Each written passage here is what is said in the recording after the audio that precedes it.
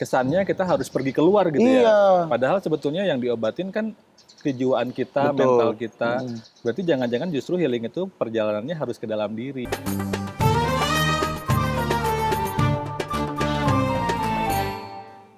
Aduh, sepi amat ini. Orang-orang pada kemana ya?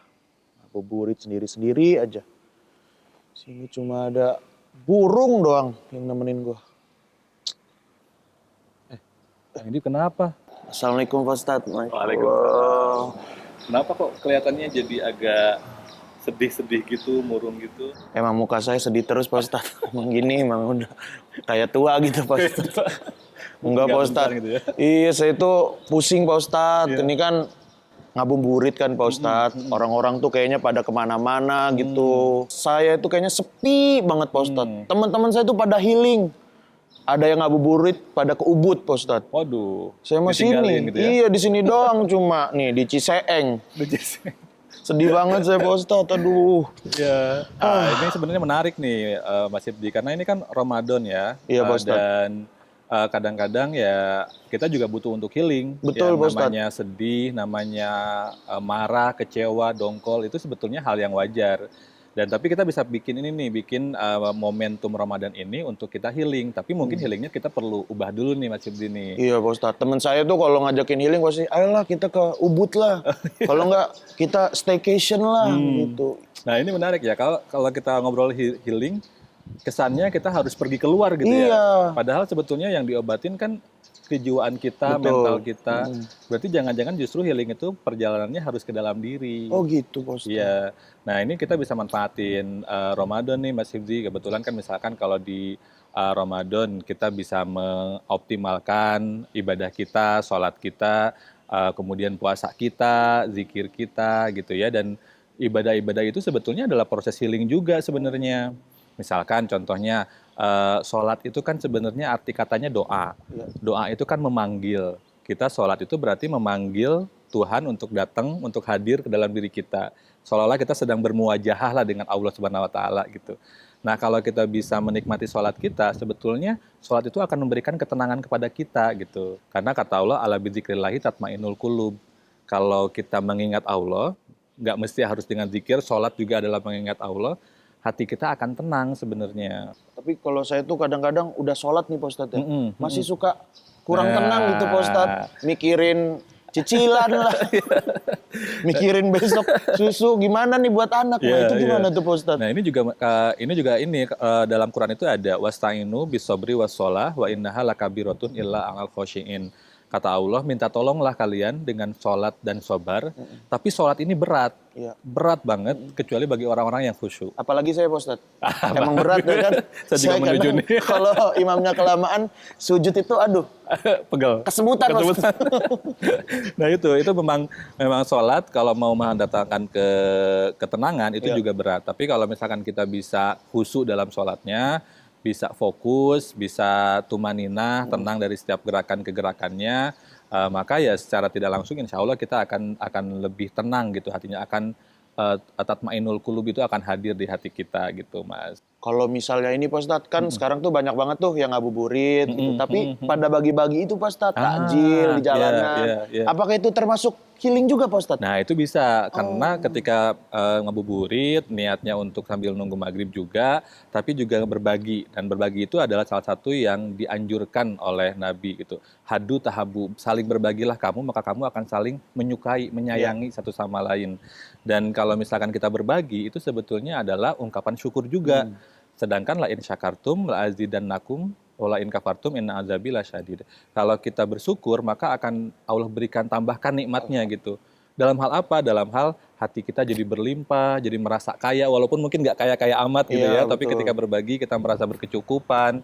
Nah, dengan rasa syukur itu, maka yang asalnya hati kita gelisah, sedih, kalang kabut, marah, insya Allah jadinya akan lebih tenang. Itulah sebetulnya healing dalam perspektif Islam. Oh, Mas itu berarti Hifzi. berbagi juga termasuk healing ya Pak Ustadz? Bisa Kalau yang menjadi salah satu caranya. cuma standby di jalanan Pak Ustadz, Nah, nunggu takjil, itu apalagi- healing juga buat keuangan ya Pak Ustadz. Healing juga betul. Apalagi sambil lihat-lihat gitu ya. Iya. Aduh.